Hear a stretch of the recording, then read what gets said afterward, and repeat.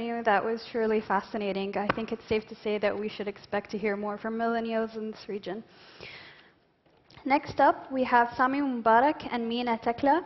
They are the co-founders of Taghridat, a regional Arabic e-content community, a community building brand, with over 100,000 followers on Twitter. They are also one of the most influential brands also on Twitter. They put together a roundtable designed to showcase some of the collaborative and social media tools that they're helping to make available.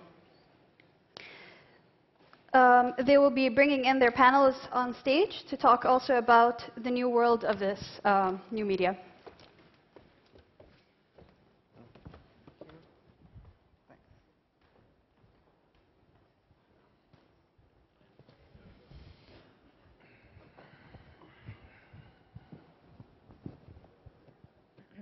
Thank you, everyone. Thank you for attending here today.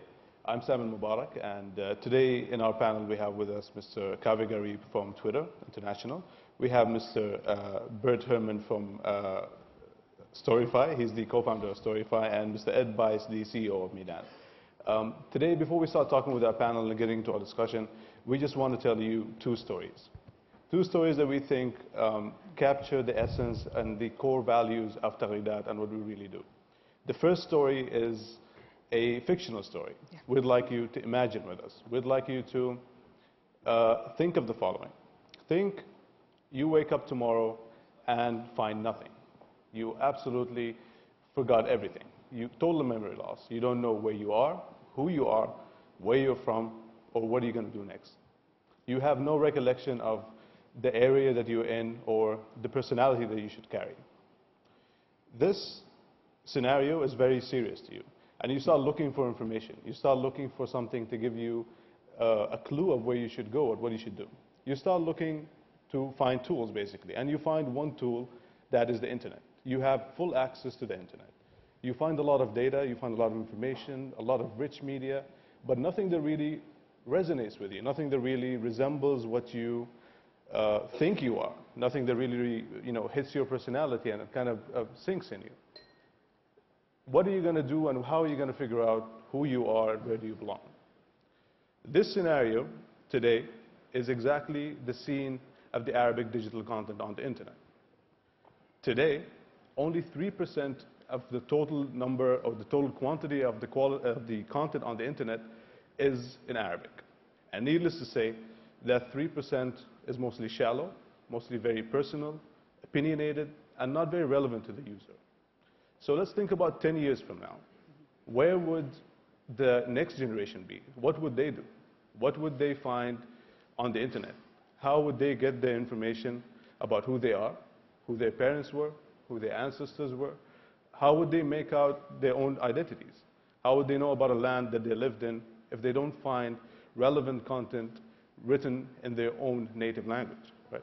Actually, also, the idea of Arabic digital content, we always think that we need to document what was there in the past. We need to document our history, our rich culture, but we really think that Arabic digital content is not just about our history, it's also about our present and future. Because what are we becoming now, and how are we documenting this online in Arabic language on the internet, or are we not? So that is related very much to the second story we want to tell you today, and it's a real story, as opposed to the fictional story that we started with the session. One of our volunteers actually has a very special story, but we have over 5,000 volunteers, and each of these has a very special story to tell. Every day, thousands of Taghridat's volunteers, they are working to build a better and richer Arabic web, one that has more quality documented Arabic digital content, and many of them are students as well, and they stay up long nights to be able to localize and finish the translation work that they're doing with us. In addition to this, some of them are actually writing quality Wikipedia articles with documentation and quality references. And one of our volunteers is the special story I want to tell you about today. He is in one of the cities, and he is in a disadvantaged city that doesn't have good internet connection in the Arab world. And he had actually to sell his mobile phone to be able to get internet access for his home to be able to volunteer online with us. That person was unemployed at the time when he was translating and working on localization projects with us. And actually, thanks to his work with Taghridat, he now has been able to secure a job in one of the biggest localization companies in the country that he's in.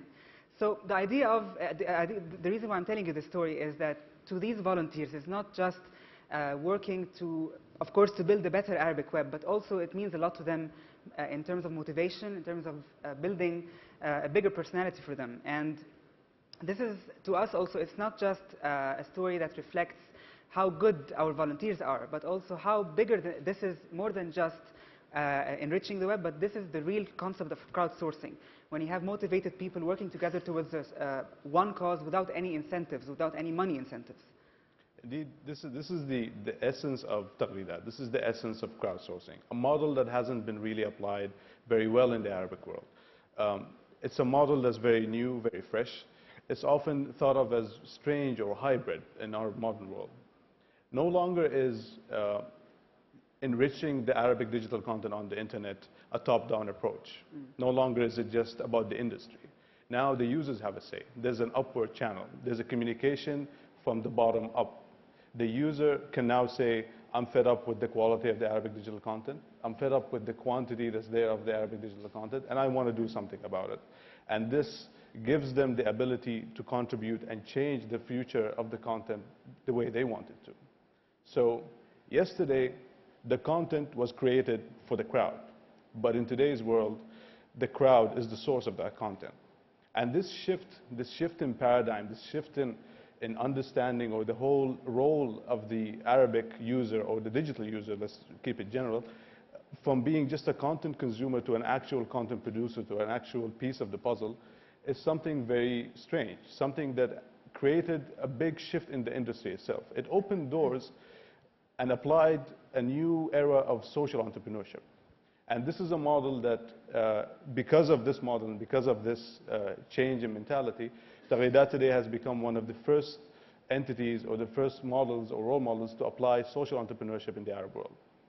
In our region, until very recently, social was a bit detached from entrepreneurship. Social was looked at as CSR, NGOs, goodwill, philanthropy, very good stuff. And entrepreneurship was looked at as business, money, profit, big companies. But for the first time now, this is becoming a reality. Social entrepreneurship is becoming a real part of the Arabic market. The users now are generating their own content. They're giving back. They opened up a channel and they are creating their own ecosystem where they get to build a true Arabic web. They build it brick by brick, piece by piece, and the way they want it, not just the way the organizations and the companies want it. So this created a very unique environment, an environment where there's opportunities for these people themselves, the volunteers that come from all over the world. By the way, we have a lot of our volunteers here today with us in this hall, which are very well-renowned people, but they also volunteer on their personal time and personal basis to give back to the web. So it opened up very unique opportunities, a very unique model for these people to have jobs or to contribute to projects, to get experience, to get profit back as well. And it opened up a very strange and hybrid competitive advantage, actually, if we can call it, to businesses online as well, so they can leverage from all of this. So, interestingly enough, Taghridat started as a simple hashtag, and that was around over a year ago. And our simple vision at that time was just to call for more Arabic tweets to be posted. Today, we're trying to change a culture. We're trying to really establish the culture of social entrepreneurship and another way to enrich Arabic digital content. So, what we've embarked on is international partnerships with some of the key digital media players around the world. And we had 4 big collaborations with key companies and institutions to get this cause, driving this cause more. So our first collaboration was with Twitter, and they are with us today, and they'll talk about Twitter's adoption in the Middle East, of course. And the second one was Storify, and Storify, of course, is a rising online creation tool. And the third one was with the Wikimedia Foundation. And of course, the Wikimedia Foundation is operating Wikipedia, the largest online encyclopedia in the world. And also the fourth one was with TED in New York to localize their interface. So with these 4 international partnerships, we're trying to drive the cause of Arabic digital content internationally and not just operate in the region. And the 5th one, which we will be announcing today, we have Midan, and we have the CEO of Midan today, and we will be announcing a great MOU in another area that Taghridat hasn't been operating, which is open educational resources, and we'll talk about that in detail. So whenever the question of Arabic digital content comes, we always get two types of ways. We can always get these flashy, nice messages that Arabic digital content is important, that it's very important to drive the cause, but we always need tangible results. And rarely are we able to measure whether the community's work has been really significant in reaching that or not. So we'll share with you a couple of statistics and indicators that really, we really are very proud of these indicators, and they really show how our community in less than a year has been able to contribute to the Arabic web in tangible ways. First of all, of course, you know that Arabic is the most growing language on Twitter. It's really witnessing great adoption, great growth in different countries. But the interesting stats that we want to share with you today are related to TED, Wikipedia, and Storyfy. On Wikipedia, at the time when Taghidat started the collaboration with the Wikimedia Foundation, the owner of Wikipedia, the Arabic language was the 27th language on Wikipedia in terms of the number of the articles, in terms of the number of active editors on Wikipedia. Today, and thanks to our volunteers, Arabic language has jumped 4 places to become the 23rd top language on Wikipedia. We know that might not be our full aspiration, or that might not be the maximum place that we want to reach out to, but that's a great step in the road that we want to take.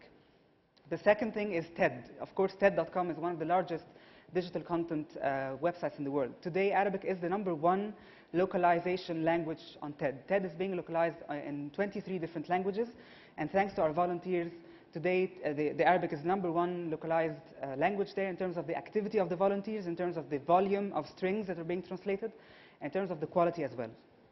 Storyfy has been, of course, the online creation website, has only been operating in 2 languages, being localized into Spanish and French, and Arabic will become the 3rd language that the website will support. That hasn't been launched yet, but through our Taghidat volunteers, we have finished translating the whole website, and we have the co-founder today. They will show us a sneak peek of the website for the first time. So these are all indicators of how our volunteers have been able, in a short time, to achieve something tangible, and of course, that's not everything that we are aspiring for. An important point that I want to mention is that it's very important to find in the Arab world someone who would support in a brave way, someone who would support a model that has not been really adopted yet in the region. And that's why I want to extend a big thank you to 2454. They have been, the reason why I'm saying bravely is that because at the time when Taghidat was incepted, it was totally a new model and a totally new, it's a totally new concept that wasn't really yet applied in other countries. So 2454 was been able to bravely support this and believe in it since its inception. So we'd like to extend a big welcome to them, a big thank you to them. And one more thing is that our 110,000 followers on Twitter is the way by which we are driving the cause of Arabic digital content, and we're continuing to do that. But we always get the question of what was the biggest impact that you believe that Taghidat has achieved? Is it just these indicators that you're talking about, or is it something more? And we believe that the biggest, to sum it in one word, the biggest change or the biggest impact that Taghidat has achieved is in the word disruption. We believe that we have disrupted lots of things. First of all, disrupted the perceptions about the social media Arabic user. Now, many people think that the social media user is lazy or incapable or shallow or closed-minded or any other traits. So I think with all the volunteers that we've had in our projects, we've really tried to change the perception that social media users can do more than just socializing. They can do more than just chatting and just posting jokes or posting social stuff. And the other change we also are achieving is to the status of Arabic language. We're trying to fight what we call Arabizi, which is that people are typing Arabic words but in English letters. So we're trying to fight this culture of total dependency on English language. And of course, the biggest thing that we're trying and we're continuing to do is to change how the Arabic web will look like for our generations to come. We don't want to find the Arabic web poor after 4 or 5 years. We wanted to find it rich so that our generations will be able to know our stories. Definitely. That's the story of... That's in brief what we want to do. Now, these numbers that Mina has shared with you, these 6,000 volunteers, these 100,000 followers, these 31 countries, all of these people were as of yesterday. Today, that number is different. Tomorrow, that number is different. As we walk out of this hall today, that number is different. The volunteers are moving in a rapid pace. We have seen astonishing numbers of translation and localization. To give you a sneak peek of one of our projects, we gave the community 6,500 terms to translate into Arabic. And those terms were never translated into Arabic before. They're all technical terms, social media terms that have no reference. They were translated, voted on, and curated in 19 hours. That is fast. So this power of the crowd, this power of the Arabic user, this power of social media is today a reality in our industry, and it should be leveraged in the right way. And the list of stakeholders that you're seeing on screen are going to double in the next 2 months. And so you'll hear a lot, hopefully, from us in the next few months on more partnerships that we're going to do, and hopefully more indicators to prove that Arabic content on the web is there to increase, is there to improve, both in terms of quality and quantity. To be cautious of time, we'll pass the floor to our friends from Twitter. Mr. Kaveh Garib from Twitter International will introduce to you how Twitter has applied the crowdsourcing model to their business. Kaveh?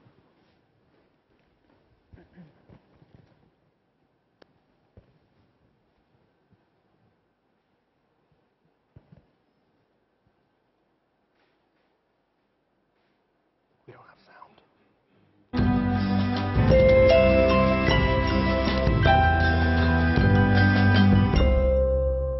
Good morning, everyone. My name is Kaveh Garib with Twitter International, and today I'm going to talk about Twitter with you. But before we do that, let's go back in time. Let's go to Chicago, 1968. This is a famous picture of the scene of the clashes between the anti-war protesters and police in Chicago during the National Democratic Convention in Chicago. So as things escalated between the protesters and police, the cameras from the TV stations that were there outside of the Hilton Hotel to cover the convention started filming this event. So as things escalated and police started shooting tear gas and started beating up protesters, they started chanting, "The whole world is watching," which later became an iconic chant of that time. Now the question is, was the whole world watching? I don't think so. It's true that the cameras from the TV stations happened to be there in the right place at the right time, and later on they brought the recorded footage back to their stations and they aired that, and many people in the US saw that video, and some people around the world saw that video. So the world might have seen that videos, but the world was not watching. This time around, it's different. With social media, and I like to think with Twitter as a really open and real-time platform, things have changed. And I think the key to Twitter's success can be summarized in 3 points. Twitter is simple, it's open, and it's real-time. Simple as in a world of complexity, we seek simplicity. As many online services are on a feature war to basically support everything that the other service is supporting, we try to keep our platform simple. And it's open as in every tweet that flows across the platform and online on the internet is accessible by everyone, it can be viewed by everyone, and it can be shared. And as all of you know, it's real time. Everything happens in real time. And perhaps that's why it makes Twitter the best way to discover what's happening around you and in your world. And the other beautiful thing about Twitter is that on Twitter, the conversation is the canvas. Meaning that for a long time for brands, for advertisers, the advertisement was an interruption for the audience. But on Twitter, the ad itself, the content itself is the tweet. So there's nothing more than a tweet. It's the tweet itself that advertisers and brands can choose to promote to have a wider reach. And also, Twitter, it's a canvas for sharing incredible stories. And the story today is about a German girl named Julia Probst. And the interesting thing about her is that she's deaf. So she's hearing impaired, and she loves soccer. The incredible power that this girl has is that she can read lips. So as you can imagine, she can be in her living room watching the soccer games, and she can read the lips of the soccer superstars and tweet about what they are saying to each other on the field. So let's see in her own words.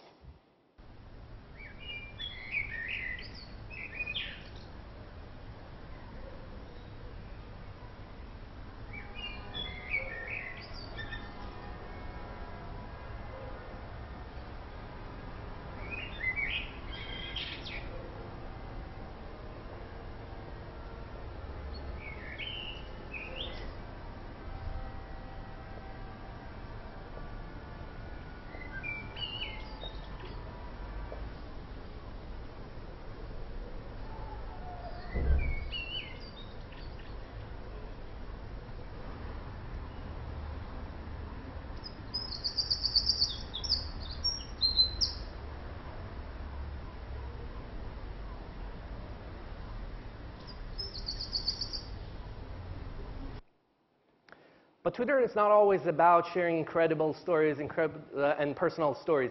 Sometimes all people want is to make sure that their loved ones are okay. So this second video is the visualizations of tweets in and out of Japan as earthquake hit the country a little less than 2 years ago.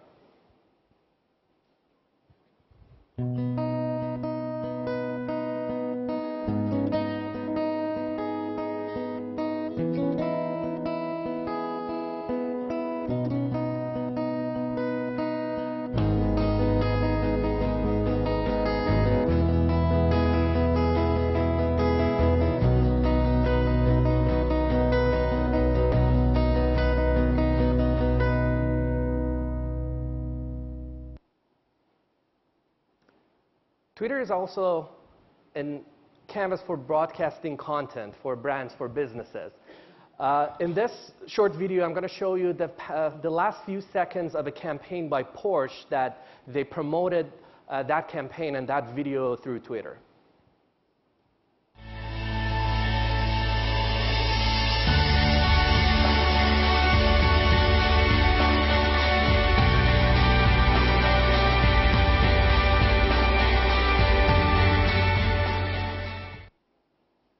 And as you can imagine, since Twitter is real-time and it's open, as soon as they started this campaign, you can see the flow of engagement from users with the content, with the hashtag that continued for the duration and after the campaign was over.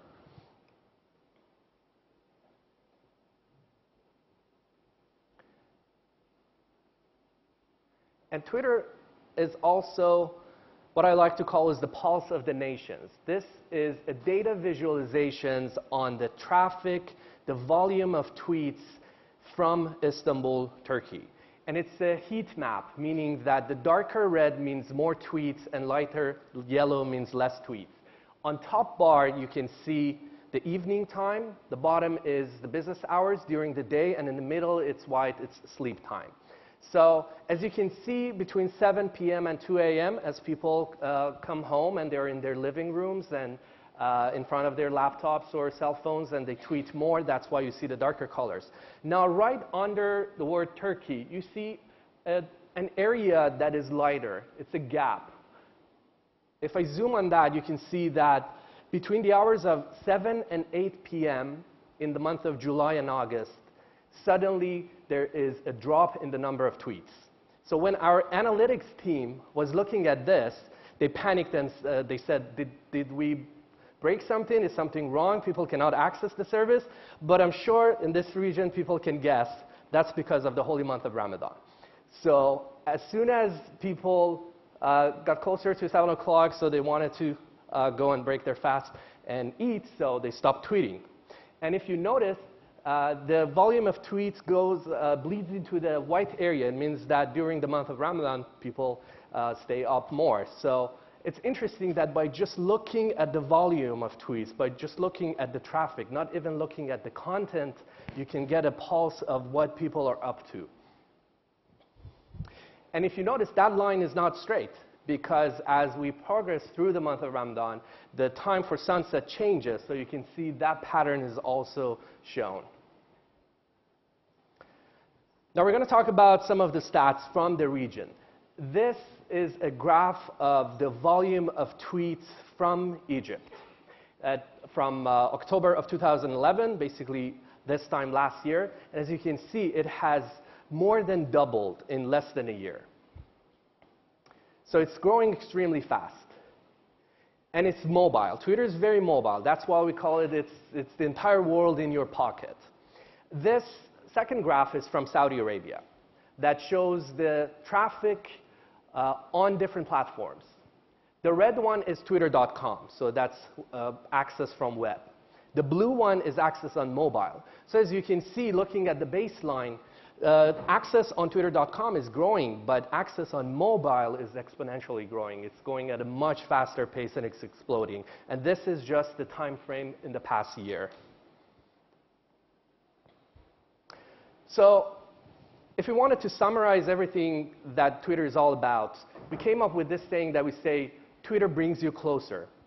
And some people say, Twitter brings you closer to what? That's not even a complete sentence. But our users have been always a few steps ahead of us in filling in that gap. And by being creative, every day they become more creative and they use our platform to express themselves about everything and anything that matters to them and everything and anything that they care about. So we simply say Twitter brings you closer, and you decide what is it that Twitter brings you closer to. Thank you so much.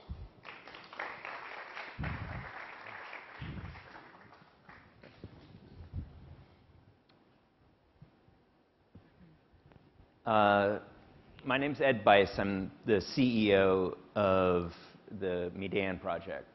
And I'm going to talk to you for the next 10 minutes or so about an initiative that we're announcing today with Taghradat, also an initiative that we're developing in partnership with 5 media partners around the region. Medan has been around since 2006, working on essentially one idea. And that idea is that in spite of the promise of the internet, there is not a single internet. There are dozens, hundreds of internets that are siloed by language. And if we really want to fulfill the promise of the World Wide Web, we need to address the issue of how it is that we move content between languages on the internet. So since 2006, we've been working first with IBM Research, 2 IBM research teams over a 3-year period.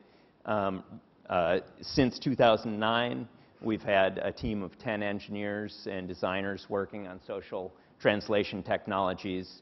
I like to say that we were working in crowdsourcing before the term was coined.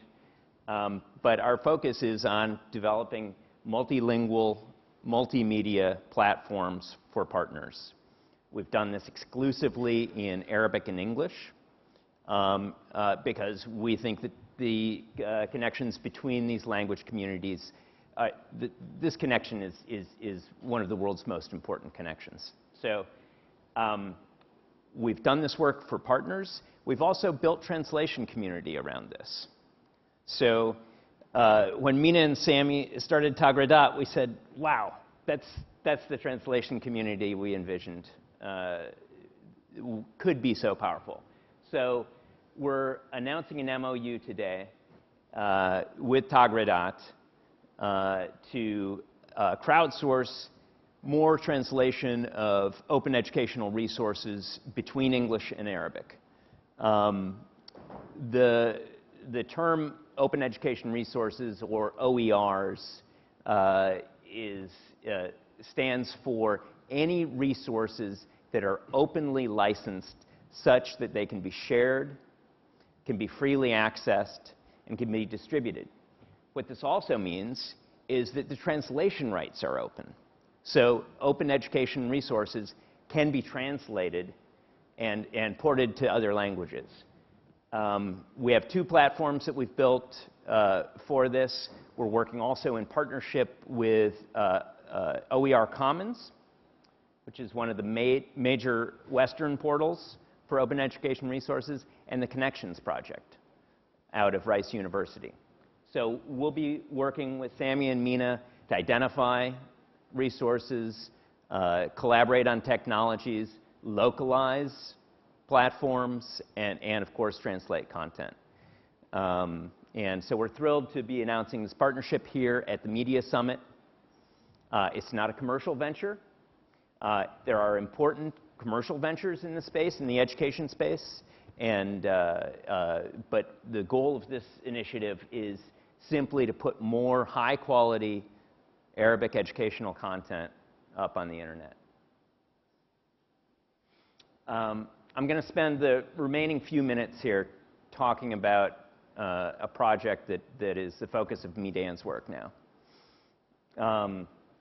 If we think about Twitter as being the communications channel for the world, we think about projects like Storify being a curation tool on top of that.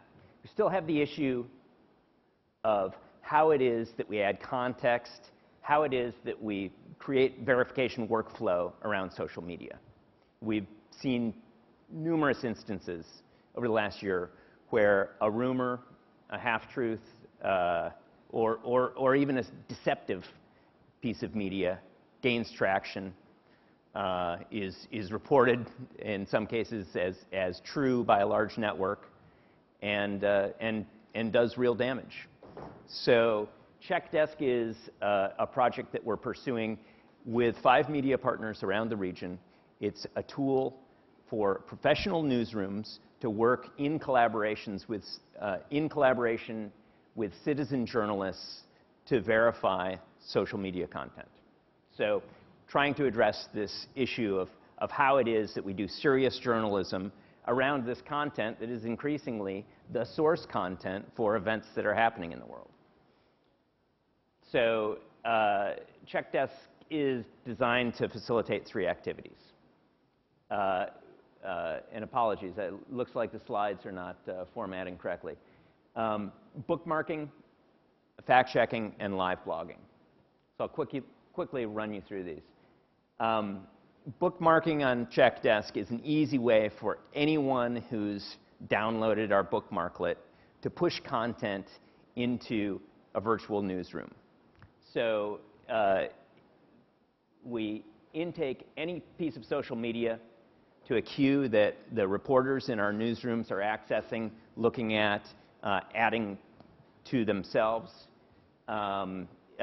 This creates a way to engage a citizen reporter at a level that's not, historically, people have sought to tip off reporters, okay? I know something you should know. This is that for social media. Directed at a newsroom, and add an annotation. Say, I think this is valid or important for the following reason. That comes into a queue. The journalist then assesses that. And the fact-checking workflow on CheckDesk creates an affordance under the social media object for the journalist to create a change log of their work to verify or invalidate a piece of social media. That change log is something that is embedded along with that object on the website. So when we have BBC coming to us and saying, how is it that we signify to our users that we've done work around this media object that we're embedding on our site, we now have an answer for that. So this project has been designed and developed with journalists, with professional news teams. It's been deployed as an alpha with Al-Masri Al-Youm during the Egyptian presidential elections. So it's really an application that was designed and developed in close partnership with the professional journalists who are our end users. Lastly, we do produce output from this work in the form of a live blog.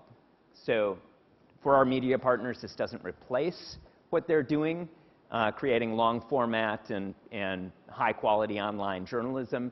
It serves as an outlet for live blogging any emerging event and creating what amounts to a stream from the social media that they've worked on, it also is an engagement tool. So some of the comments on here will be validated comments that are coming through citizen journalists. So it's a way of kind of taking the energy that we're seeing in social media and bringing it into a professional journalistic setting, empowering journalists to be part, or empowering citizens to be part of the journalistic process, and empowering journalists to do serious work on top of social media. So you can find us here. We're thrilled to be a part of the Media Summit. I want to thank 2454 for inviting us and putting on the event. I want to thank Mina and Sammy for having us here and for the MOU. Looking forward to that. And thanks everybody very much. I'll hand it over to Bert now. Yeah.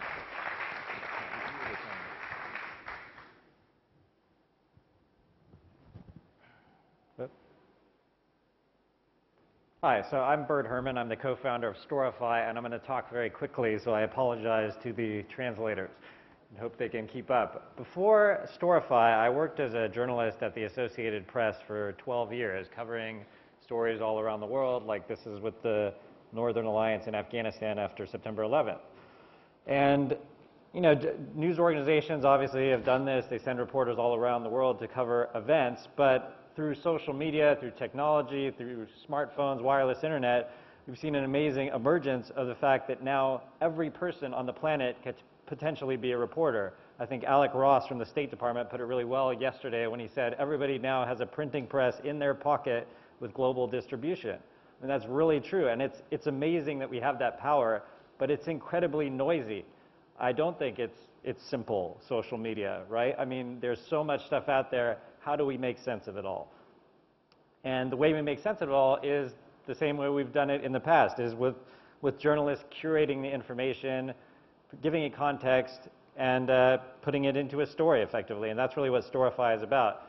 So just to show quickly, this is what Storify looks like. You can search different social networks, drag and drop media elements that you like into a story, type text around it, reorder it, and publish it. And you can then embed that story on any website. And we're being used by leading news organizations like the Wall Street Journal, CNN, Washington Post. I'll show some examples a little later, to the Obama and Romney campaigns, the United Nations, the World Economic Forum. This summit here is also even using us, I believe, to curate what people are saying in this room.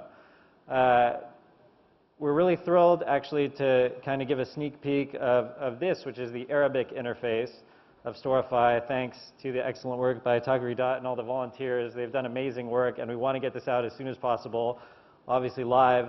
For us, it's hugely important, this region, because we've seen how dynamic social media obviously is in the countries of the region here, and how much that has led to amazing events. So we kind of feel like it's a natural thing to have Arabic be one of the first languages, definitely on Storify. So hope to have that soon. So just wanted to show brief examples of what this looks like. So tonight in the US will be the vice presidential debate, and obviously people are talking about this on social networks. But say you're, who do you follow to find out what's happening about that? This follow model is actually in some ways broken. It's great if you want to follow everything that Lady Gaga says, but what if you want to just follow people who are talking about a specific event like this? So this is the Kentucky Courier-Journal, which kind of pulled together, people on the ground who are talking about the debate that's in a small town in Kentucky tonight, with the vice presidential candidate Paul Ryan arriving, other people showing Secret Service from an Instagram photo, a tweet about, do people really think this is going to affect their opinion on the vote? What happens in the debate? So it's kind of, through this you kind of see not this, fire hose, this raw stream of data, but a curated view of the most important things that are happening there in the eyes of this news organization. Other ways we're being used. This is actually the Obama campaign website, and they're doing an interesting kind of push on social media where they're asking people to send photos on Instagram using a hashtag kind of showing why they are voting for Obama. And they can use, some of these things on the left for all, be the first. And they're actually using Storify then to pull together the photos, and through our APIs, they're able to then push it back and display it on their site. So, from all the millions of photos Instagram is getting, it's a huge network that's been growing really dramatically. They're able to kind of, pull out this story to tell what they like, to transmit their message.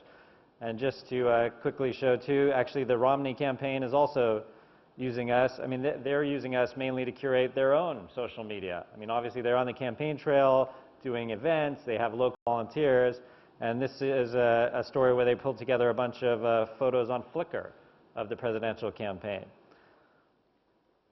So with that, we have very little time for questions. I wanted to keep it short, but I look forward to hearing your questions, and please come talk to me. I'll be around if you're interested in learning more about Storify. Thank you.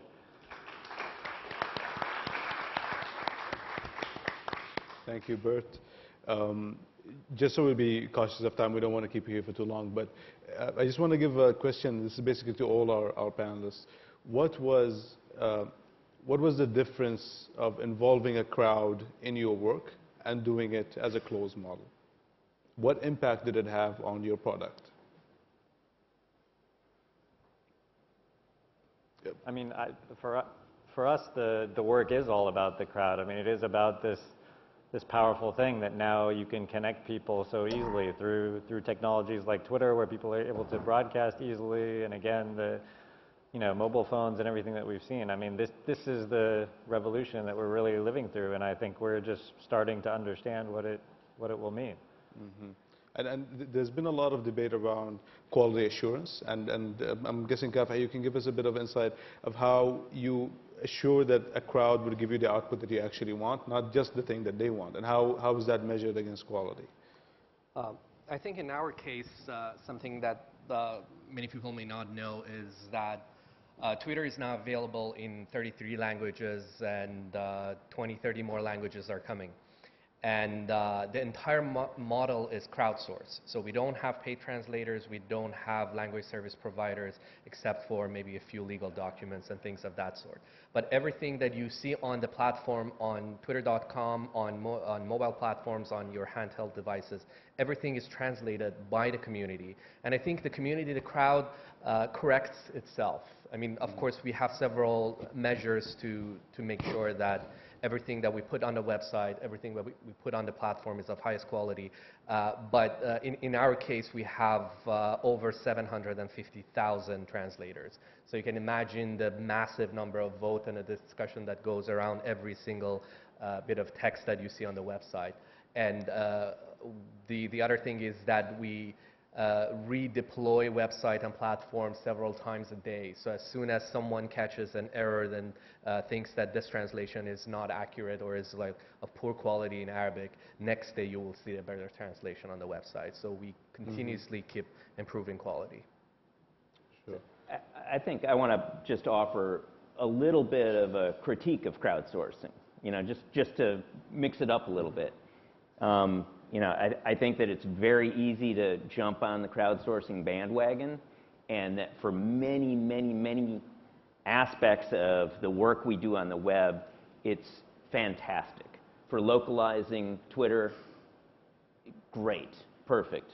These are stable terms, and we have a community of language speakers more or less agreeing on how they should be translated. But for verification of social media, when we have a contentious context, we don't learn anything from a crowd of 10,000 people weighing in on or helping to verify that media. We want to know about that person in the crowd who's best suited to be contributing.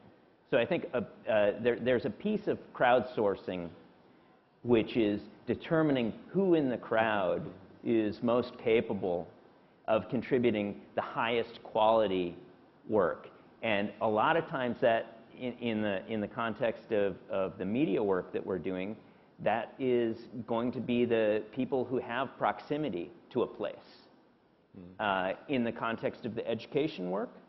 That's going to be the experts who have proximity to an area of learning.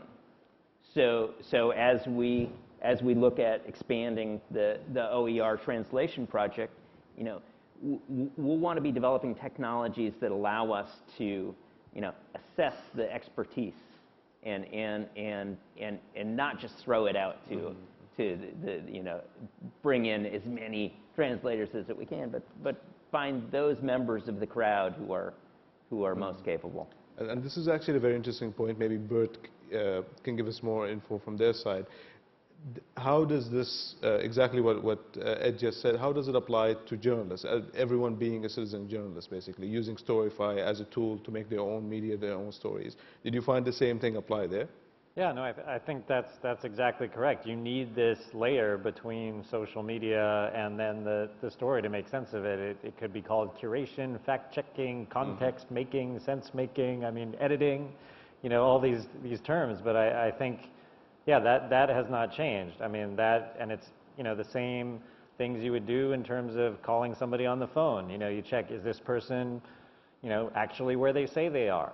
You know, do they have a history of talking about this in the past? Are they an expert? Do they have a verified account on Twitter, for example? I mean, what is their profile? What website do they link to? I mean, you can apply, you know, these kind of fact-checking methods to social media just like you would apply to any other source. And I think you need to do that, and that is a skill. I think that's why, you know, at least not yet, journalists are not being replaced by social media. I mean, it's just yet another source to tell these stories. Definitely. We're a bit over time, but we have maybe time for one or two questions. The gentleman over there. Okay, we have only time for one question. Sorry, just to extend on that point that was made earlier, isn't the most efficient source of fact-checking to crowdsource the fact-checking itself? That way, you don't have potentially a perspective of an intermediary who is not necessarily the voice of the crowd. I guess, is that what your project is about in some ways, right? Yeah, I mean, certainly you don't want to rely on one person to be the spokesperson for the validity of a piece of content, but nor do you want to just broadcast it out. And I mean, right now the sort of interactive model in the web is broken, right? If you look at the comment stream under any notable YouTube video, you see what the crowd can do, you know, and it's messy and it's ugly and it's, you know, it's arguably a waste of server space. But so I think there is a happy medium there. We are already over time. We'd love to have you here with us today, and all these speakers are going to be here after the session, so if you have any questions, you can meet us outside. Thank you again for attending, and with this we end our session for today. Thank you.